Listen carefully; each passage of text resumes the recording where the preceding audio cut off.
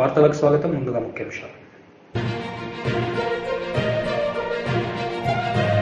దేశవ్యాప్తంగా మరో విడత రోజ్గార్ మేళా 71,000 మందికి ప్రధానమంత్రి వీడియో కాన్ఫరెన్స్ ద్వారా నియామక పత్రాల పంపిణీ.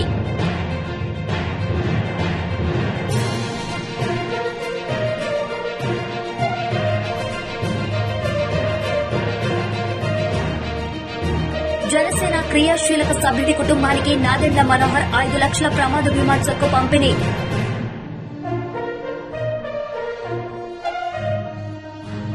ఈ రోజు దేశవ్యాప్తంగా మరో విడత రోజ్ మేళాను నిర్వహించారు. కొత్తగా కేంద్ర ప్రభుత్వంలోని వివిధ శాఖలు, ప్రభుత్వ రంగ సంస్థలోని ఎంపికైన 71,000 మందికి ప్రధానమంత్రి వీడియో కాన్ఫరెన్స్ ద్వారా నియామక పత్రాల పంపిణీ చేశారు. अर्थात जो उम्मीदवार आपसे नियुक्ति पत्र प्राप्त करते हैं वो अपनी नई जिम्मेवारी के लिए इस माध्यम से अपना शिक्षण प्रशिक्षण कर सके। हमें ये बात बताते हुए खुशी महसूस हो रही है कि पिछली 2 किश्तों में जिन उम्मीदवारों ने नियुक्ति पत्र प्राप्त किए उन्होंने इस विकल्प का भरपूर उपयोग भी किया है। प्रधानमंत्री जी, बात समाप्त करने से पहले आपकी अनुमति से आपकी ही कही हुई एक बात दोहराना चाहूंगा। रोजगार का अर्थ सिर्फ और सिर्फ सरकारी नौकरी ही नहीं, और ये बात इसलिए कहना जरूरी है कि पिछले 9 वर्ष के आपके प्रधानमंत्री के रूप में कार्यकाल में आपने अनेकों ऐसे विकल्प उपलब्ध करवाए हैं जिससे लाखों की संख्या में रोजगार एवं जीविका के नए अवसर उपलब्ध हुए हैं। उदाहरण के तौर पर देखते ही देखते स्टार्टअप्स की संख्या 1 लाख तक बढ़ जाना, बेरोजगारों के लिए आपके द्वारा प्रारंभ की हुई मुद्रा योजना 700 करोड़ राशि वितरित हो चुकी, 80 लाख लाभार्थी, 70% से अधिक महिलाएं। आपने रेहड़ी वालों की चिंता की तो प्रधानमंत्री स्वनिधि योजना 40 लाख वेंडर पार्टनर्स इसके लाभार्थी रहे। आपके नेतृत्व में अरोमा मिशन प्रारंभ किया गया, हजारों की संख्या में कृषि के माध्यम से रोजगार के अवसर उपलब्ध हुए, और साथ ही साथ आपने गति शक्ति जैसे कार्यक्रम प्रारंभ करके इंफ्रास्ट्रक्चर डेवलपमेंट को जो तेज रफ्तार दी है उससे रातों रात अलग अलग किस्म के रोजगार के अवसर उपलब्ध हुए हैं। उदाहरण के तौर पर प्रधानमंत्री ग्राम सड़क योजना जहां केवल 4.25 लाख किलोमीटर तक बनी थी, आज वो बढ़कर के 7 लाख किलोमीटर तक जा पहुंची। हवाई अड्डे केवल 74 थे इस देश में 2014 में, आज दुगने से भी बढ़कर 148, 300 नए विश्वविद्यालय, मेडिकल कॉलेज जहां पहले 145 हुआ करते थे मात्र 260 उसमें और जोड़ दिए गए, और साथ ही साथ नए आयाम खादी का उद्योग 1 लाख करोड़ से अधिक टर्नओवर, खिलौनों के आयात के बजाय उनका निर्यात, ये सब रोजगार उपलब्ध करवाने वाले नए आयाम आपके द्वारा देशवासियों को उपलब्ध करवाए गए हैं। अंत में मैं केवल इतना कहूंगा कि बाकी दुनिया के मशहूर सेमीकंडक्टर कंपनी एनएक्सपी, इसके टॉप एग्जीक्यूटिव भी हाल ही में मुझसे मिले हैं। वो भारत के सेमीकंडक्टर इकोसिस्टम के निर्माण और उसके सामर्थ्य को लेकर बहुत पॉजिटिव है। फॉक्सकॉन ने भी भारत में अनेक प्रोजेक्ट्स में हजारों करोड़ रुपए का निवेश शुरू कर दिया है। अगले 1 सप्ताह में दुनिया की बड़ी कंपनियों के बहुत सारे सीईओ से फिर से एक बार मेरे मिलना होने वाला है। वे सभी भारत में निवेश के लिए जोश से भरे हुए हैं। ये सारी बातें, ये सारे प्रयास दर्शाते हैं कि भारत में अलग अलग सेक्टर्स में कितनी तेजी से रोजगार के नए अवसर बन रहे हैं। साथियों, देश में चल रहे विकास के इस महायज्ञ में इतने बड़े परिवर्तनों में अब आपकी सीधी भूमिका होगी। अगले 25 वर्षों में आपको अपने दायित्वों को पूरा करने के साथ साथ विकसित भारत के संकल्पों को भी साकार करना है। मेरा आप सबसे आग्रह है कि इस अवसर का भरपूर उपयोग करें। आज से आपके जीवन में सीखने का भी एक नया दौर शुरू हो रहा है।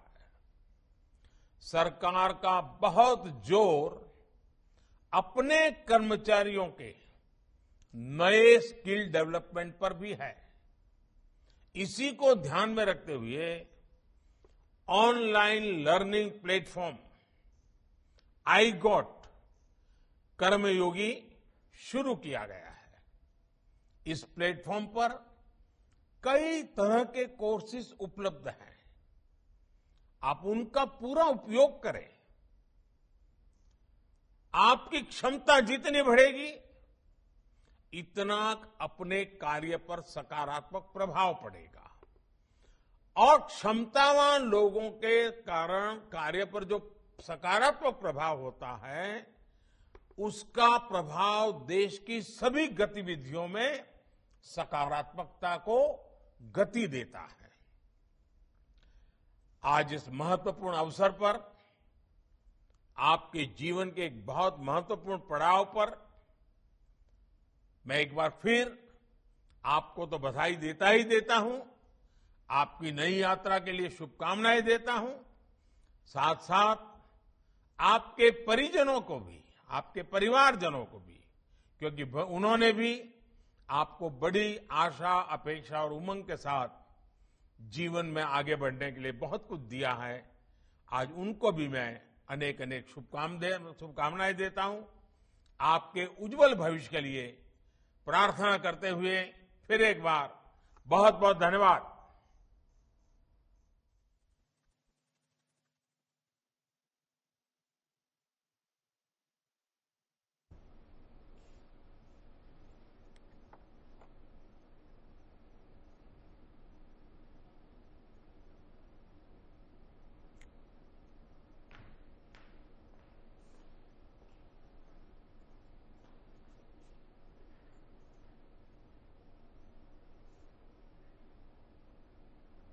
రైతుకు చేసే మేలు జాతి సంపద సృష్టించడానికి దోహదపడుతుందని తెలంగాణ రాష్ట్ర వ్యవసాయ శాఖ మంత్రి సింగిరెడ్డి నిరంజన్ రెడ్డి అన్నారు.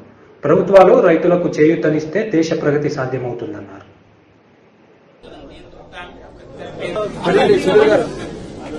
Sir, please.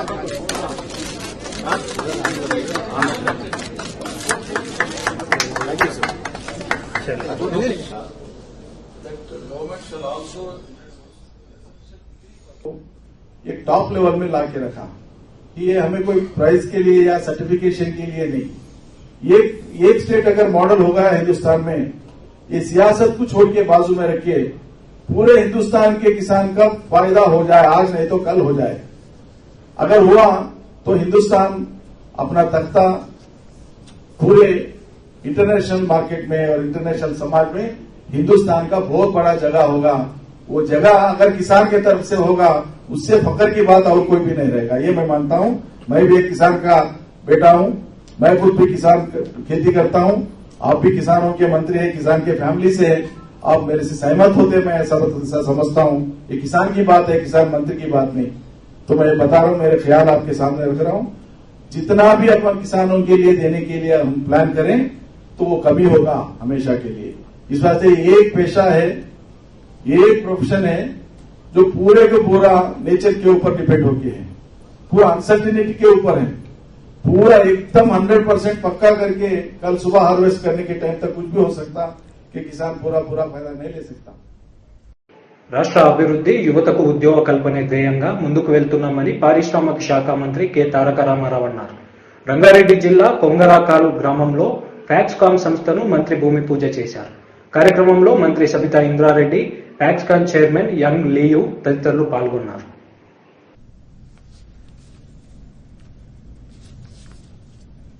Calling upon the forces.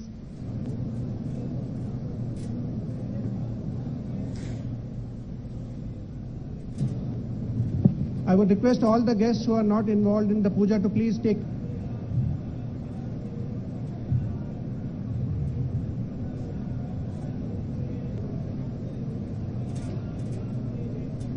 the breaking of coconuts again, which is deeply interesting and fruitful collaboration with Mother Earth.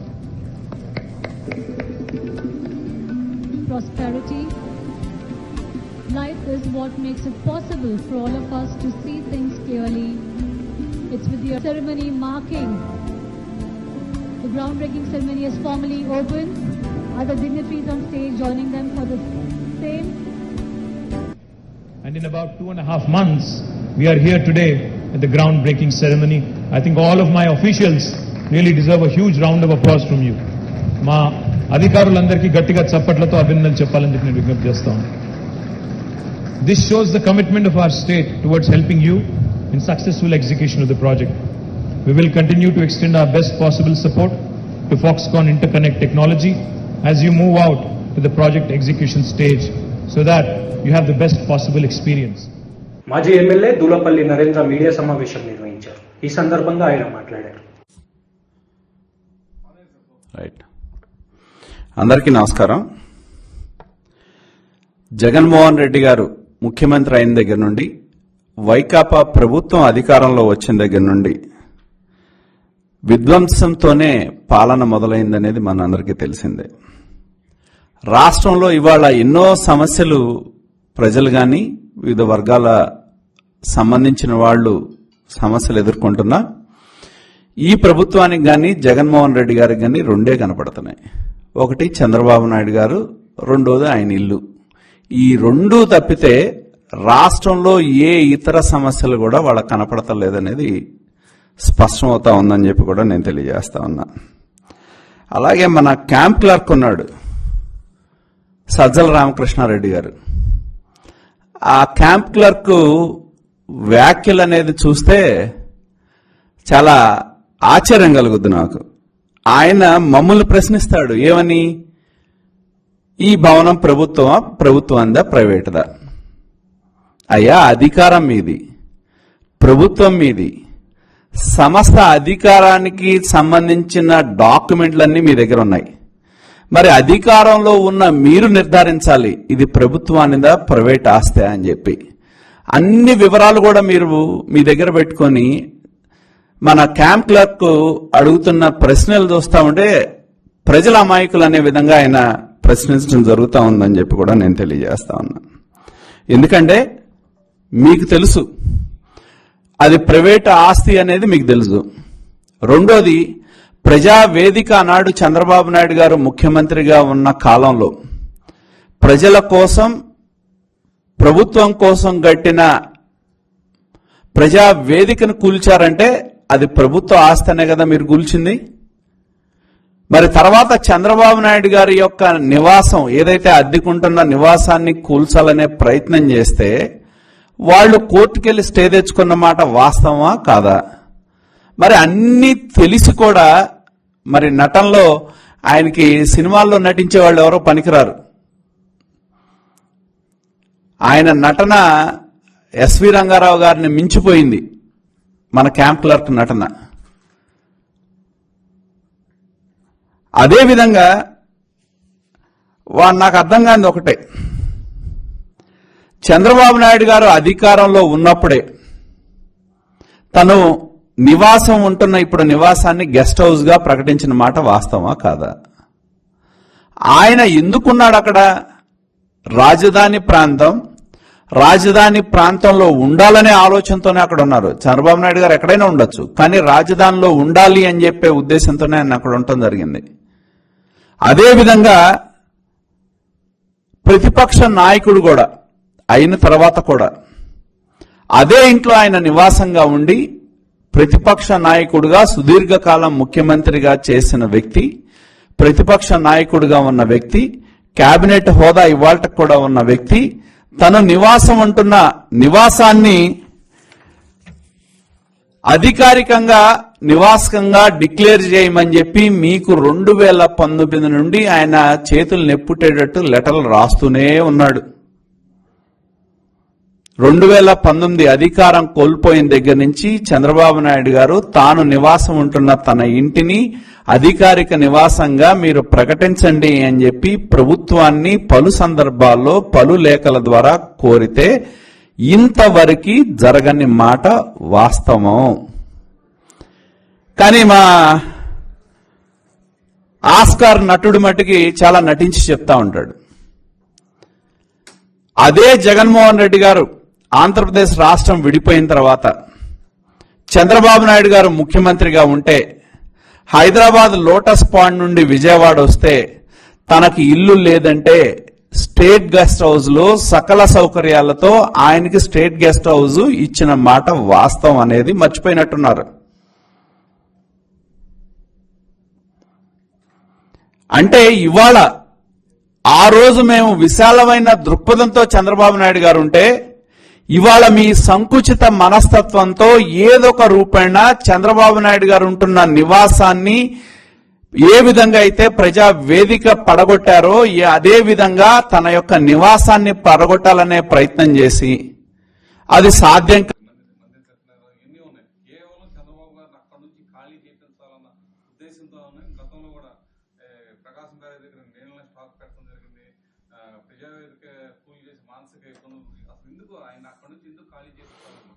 నేను అనేది ఒకటే. నేను అనేది ఇప్పుడు మీరు కృష్ణానది అటు ఇటు చూసుకుంటే నేను అంటుంది అదే. అటు ఇటు చూసుకుంటే వేల నిర్మాణాలు ఉన్నాయి, దానిలో ప్రభుత్వ భవనాలు కూడా ఉన్నాయి. అవేవి ఇలా కనపడతా, ఒక్క చంద్రబాబు నాయుడు గారి ఇల్లే కనపడుతుంది. మీరు చెప్పినట్టు కృష్ణానది వరదలు వస్తే నీళ్లు నిలిపి ముంచాలనే ప్రయత్నం చేశారు, అది సాధ్యపడలా. ఎంతవరకు నిలుపుతారు? ఏదో టైంలో వదలాల్సిందే, ప్రకృతి అది. అలాగే ఇవాళ కేవలం ఏంటంటే చంద్రబాబు నాయుడు గారిని ఏదో ఒక రకంగా ఇబ్బంది పెట్టాలి, ఏదో ఒక విధంగా బుర్ర జల్లాలి అనే దృక్పథం తప్పితే ఇంకేం కనపడతలా. ఇప్పుడు ఆ ఉన్న ఇల్లు కూడా ఏదో ఒకటి చేస్తే ఆయన వచ్చి రోడ్డు మీద ఉంటాడా? ఒకడు గుర్తుంచుకోవాలి, చంద్రబాబు నాయుడు గారు ఎటువంటి సౌకర్యాలు లేని రోజుల్లో కూడా పెద్ద పెద్ద తుఫాన్లు వస్తే ఆయన వైజాగ్ ప్రాంతంలో వెళ్ళి బస్సులో కాపురం ఉన్నాడు ఆయన. కానీ జగన్మోహన్ రెడ్డి గారి విలాసవంతం ఏంటంటే ఆయన వైజాగ్ వెళ్లాలంటే ఆయన సతీమణి ఫ్లైట్ ఎక్కుతారు, బేగంపేట ఎయిర్పోర్ట్ లో దిగుతారు, వాళ్ళ సతీమణి దిగుతారు, ఆయన వైజాగ్ వెళ్తాడు. ఆయనది విలాసవంతమైన జీవితం. చంద్రబాబు నాయుడు గారికి చిన్న బస్ జాలు ఉండటానికి. అధికారాన్ని దుర్వినియోగం చేయటం కానీ అధికారాన్ని విలాసవంతంగా ఉపయోగిస్తుంది ఎవరంటే జగన్మోహన్ రెడ్డి, చంద్రబాబు నాయుడు గారు కాదు.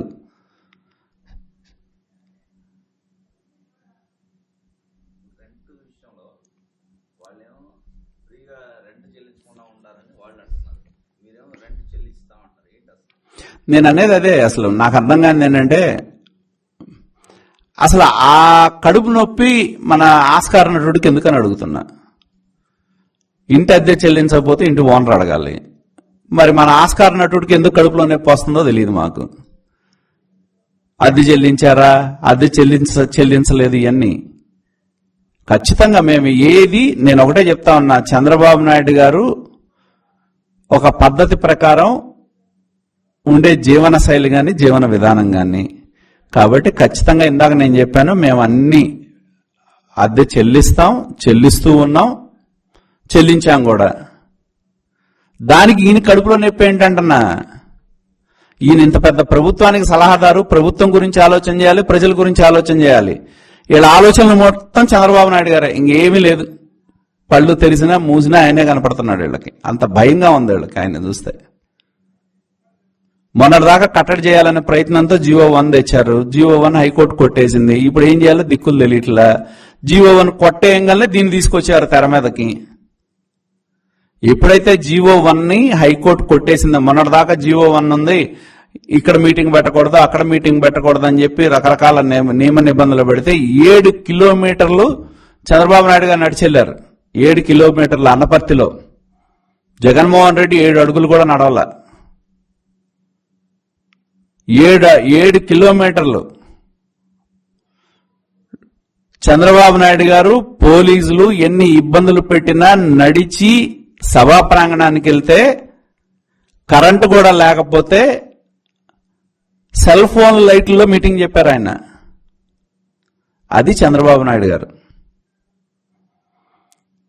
కాబట్టి జీవో 1 ఎప్పుడైతే హైకోర్టు కొట్టేయడం జరిగిందో ఇప్పుడు మళ్ళీ వాళ్ళకి ప్యాంట్లు తడిచిపోతున్నాయి. కాబట్టి ఏదో ఒకటి చేయాలి, ఏదో ఒకటి బుర్ర జల్లాలనే దానిలో ఈ కేసు. రెండోది, ఆయనకి ఇల్లు లేకుండా చేస్తే బస్సులో అయినా ఉంటాడు ఆయన. కాబట్టి ఈ సంకుచితమైన ఆలోచనలు ప్రభుత్వాలనే విశాల దృక్పథంతో ఉండాలి, కానీ సంకుచితమైన మనస్తత్వం ఉన్న పాలన ఉంది కాబట్టి ఈ సమస్యలన్నీ. TDP incharge Budda Rajasekhar Reddy media సమావేశం నిర్వహించారు. ఈ సందర్భంగా ఆయన మాట్లాడారు. ఒక ఊరికి పోయేది, ఏదో ఒక చోట నిలబడేది, వైఎస్ఆర్ కాంగ్రెస్ పార్టీ కార్యకర్త ఇంటి దగ్గర నిలబడేది, ప్రభుత్వ ధనాన్ని మీ పార్టీ కోసం ఖర్చు పెట్టుకుంటూ ఒక పెద్ద పాంప్లెట్ కొట్టించి, పెద్ద బుక్లెట్ కొట్టించి ప్రచారం చేసుకుంటున్నారు మీరు. సో నేను ఆ రోజు అడిగాను, ఒక 3 నెలలు చూసిన తర్వాత నేను ఒక ప్రెస్ మీట్ లోనే చెప్పా, ఛాలెంజ్ చేసి అడిగా నేను, చక్రపాణి రెడ్డి గారు, మీరు గతంలో 4 సంవత్సరాల కిందటనే చాలా అబద్దాలు మాట్లాడేసేసినారు, మళ్లీ ఇప్పుడు అబద్దాలు మాట్లాడుతున్నారు, ఈ పద్ధతి కాదు. ప్రజల దగ్గరికి మీరు ఎక్కడ కూడా వెళ్లడం లేదు, ప్రజల దగ్గరికి వెళ్దాం రాండి, నేను వస్తా, నువ్వురా, నీ మంది మార్బలం అక్కర్లా, నా మంది మార్బలం అక్కర్లా, మనం ఇద్దరం తిరుగుదాం ఇల్లు, ప్రజలకు నువ్వు ఏం చేసావో వాళ్లే చెప్తారు. మీ వైఎస్ఆర్ కాంగ్రెస్ పార్టీ, బుడ్డా రాజశేఖర రెడ్డి ఏం చేశాడో, తెలుగుదేశం పార్టీ ఏం చేశాడో ప్రజలే చెప్తారు. నీకు ధైర్యం ఉంటే రా, నువ్వు డేట్ పెట్టు, నేను వస్తా అని చెప్పాను. లేదు నువ్వు డేట్ పెట్టలేకపోతే నేనే పెడతా, రా, ఇద్దరం కలిసిపోదాం అన్నా. ఇంతవరకు దానికి సమాధానం లేదు. ఉందా ఎక్కడన్నా? ఏ రోజన్నా నీ పార్టీ మేనిఫెస్టోనే కాకుండా నీ లోకల్ మేనిఫెస్టో ఒకటి ఇచ్చినావు, నువ్వు ఇచ్చిన లోకల్ మేనిఫెస్టోలో నువ్వు ఎన్ని హామీలు నెరవేర్చినావు చెప్పు అని అడిగినా, దానికి సమాధానం లేదు. ఎక్కడన్నా ఉందా ఏ రోజన్నా? నేను చేసిన మీ ప్రెస్ లో పెట్టిన వీడియోలు ఇప్పుడు ఏమంటారు చూద్దాం రా, పోయి ఇప్పుడు నీ జగన్మోహన్ రెడ్డి ఏమంటారు చూద్దాం రా, చంద్రబాబు నాయుడు గారిని ఏమంటారు చూద్దాం రా, పోదాం రా. ఇది చేత కాదు, ఊకేదో 4 మైకులు వేసుకునేది మాట్లాడుతున్నది, మీడియాలో పెడుతుండేది. జనం ఏం తిక్కనాకుడులు కాదు, బ్రహ్మాండమైన తెలివైన వాళ్ళు. పాపం ఒకసారి పొరపాటైనారు, మోసపోయినారు, ఇప్పుడు మిమ్మల్ని తోలుదీసే కార్యక్రమం పెడతారు. అది మీకు కూడా బాగా తెలుసు. లేకపోతే గంభీరం అంటాడు, ఏదో ఒకటి మాట్లాడుతున్నాలా, మళ్ళీ టికెట్ కాపాడకాలా. ఇంకా నీకేం మీ చక్రపాణి జగన్మోహన్ టికెట్ ఇస్తాడో లాగా నాకైతే తెలియదంటే కొంతవరకు తెలిసింది, నువ్వు పీకే లిస్ట్ లో లేవని తెలిసింది. అంటే మీ ప్రశాంత్ కిషోర్ లిస్ట్ లో ఆయనదంట కదా శాసనం, వైఎస్ఆర్ పార్టీలో అధ్యక్షులు లేదు, ఆయన రాసినది జరగాలంట. ఇప్పుడు ఆడ కూడా బేరం పెట్టిట్టాడు, ఆ ప్రశాంత్ కిషోర్ టీంలో కూడా బేరం పెట్టిట్టాడు, ఏం తక్కువడు కాదు. అట్టాడి మాత్రం బాగా చేస్తారు. ప్రజలు నమ్మి గెలిపించిన వాళ్ళ కథ చూడు, 38,000 మెజార్టీ ఇచ్చినారు.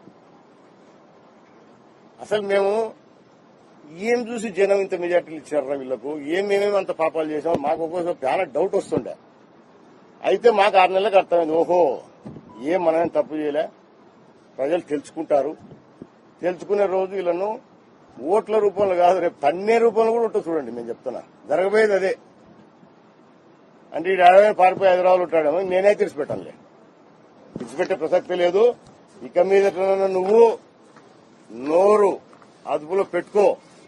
ఇప్పుడు నా ప్రెస్ మీట్ చూసి వస్తాయి నీకు లింకులు అన్ని పంపిస్తా, నేనే చదువుకో, విను. నీకు ధైర్యం ఉంటే ఇట్లాంటివి కాదు, ఏది నువ్వు ఇవ్వడం నేను ఇవ్వడం, నువ్వు ఇవ్వడం నేను ఇవ్వడం, ప్రెస్ ముందర వద్దు, ప్రజల్లో పోదాం రా. నిజంగా నీకు దమ్ము ధైర్యం ఉంటే రా, నేను లోఫరా నువ్వు లేఫరా ప్రజలు చెప్తారు. మళ్ళా ప్రెస్ మీట్లకి నా తప్పుడు కూతలు చూసావనుకో, ఇంకా నిన్ను మున్నోపి కూడా ఏమన్నా కొత్తగా నేర్చుకుంటాం. ప్రజల్లోకి రాపోదాం. ఎన్ని పనులు చేశామా, ఎప్పుడు లేని అభివృద్ధి చేశాం. అసలు ఈ నియోజకవర్గంలో చేసిందే తెలుగుదేశం పార్టీ, మా తండ్రి ఉన్నప్పుడు గాని, మా అన్న ఉన్నప్పుడు గాని, నేనున్నప్పుడు గాని. నువ్వేం చేసినావు? నువ్వు ఏం చేయలేదు. ఆ 2.5 నాకంటే 2.5 సంవత్సరం ముందు ఉండవు. నువ్వు తెలుగుదేశం పార్టీలో ఎన్ని కోట్ల రూపాయలు తీసుకొచ్చినావు? అది కూడా శ్రీశైలం కాదు, కృష్ణా పుష్కరాల సందర్భంగా వచ్చినాయి. ఈయన ఉన్నప్పుడు ఈయన పోయి ప్రత్యేకంగా తెచ్చింది ఏం లేదు. 2 కోట్ల రూపాయలు షాదీఖానా నియోజకవర్గంలో ముస్లిం మైనార్టీస్ ఉన్నారని నేను రాష్ట్రంలో ఎక్కడ ఇలా చంద్రబాబు నాయుడు గారు మన నియోజకవర్గానికి ఇచ్చారు. తీసుకొచ్చినాం, శాంక్షన్ చేసినాం, పనులు కూడా మొదలు పెట్టించినాం. అది ఆపేసినావు. నియోజకవర్గాలు అన్ని శాధికారాలు అయిపోయినాయి. డ్రింకింగ్ వాటర్ స్కీమ్ ఆత్మకూరుకు అయిపోయింది. ముండోపి అవి పూర్తి చేయ ముందు రా. అందుకే ఎవడు లోఫరో తెలుస్తాడు, ప్రజలు తెలుస్తారు. అడుగుదారా ప్రజలకు పోయి డైరెక్ట్ గా, నువ్వు లోఫరా నేను లోఫరా తెలుస్తారు. బుద్ధి లేని కూతురులో కూర్చున్నావు, తోలు తీస్తాం ఇప్పటి నుంచి నోరు అదుపులో పెట్టకపోతే. నీకు ఇంతకుముందు కూడా చెప్పిన తప్పుడు కూతురు కూర్చొని చెప్పుతో కొడుతున్నా కొడుకాన్ని. నేను నీకు తన్నులు తినే కాలం దగ్గరకు వచ్చింది. ఓకేనా? Thank you. ధైర్యం ఉంటే రా.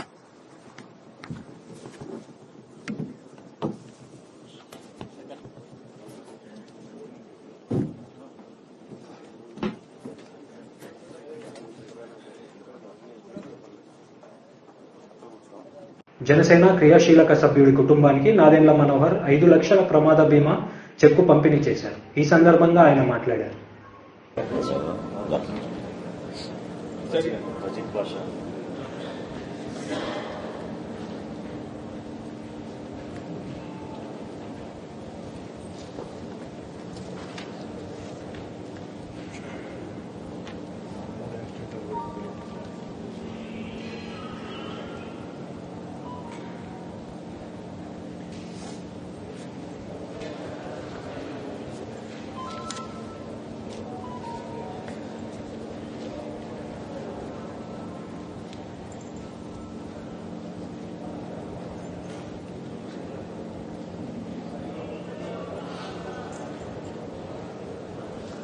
అమ్మా కళ్యాణ్ పంపించిన ఈ 5 lakhs జాతర పంపించాను. సరేనా? నీకు కష్టపడతాయి అలా. ఒక్కోసారి విధి అట్లా ఉంటుంది, కానీ జనసేన పార్టీ ఎప్పుడు మీకు అండగా నిలబడుతుంది. ఓకేనా? జాతర టేక్ కేర్. జాతర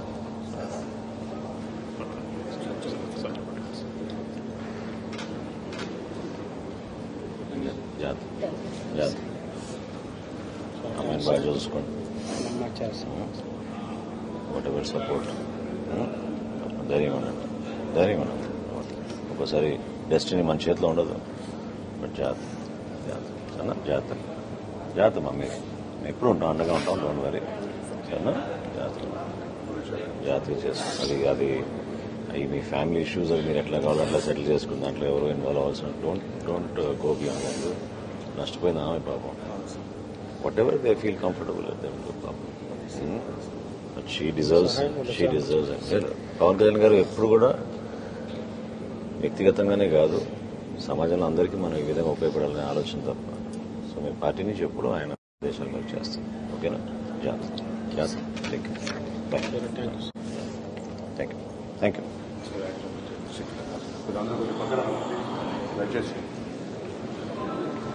నాగశ్రీధర్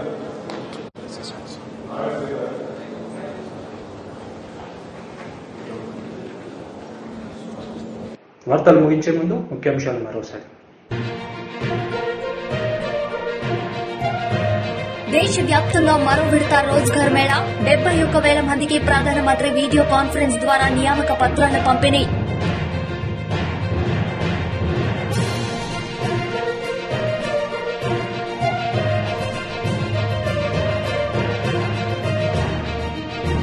జనసేన క్రియాశీలక సభ్యుడి కుటుంబానికి నాదెండ్ల మనోహర్ 5 లక్షల ప్రమాద బీమా చెక్కు పంపిణీ.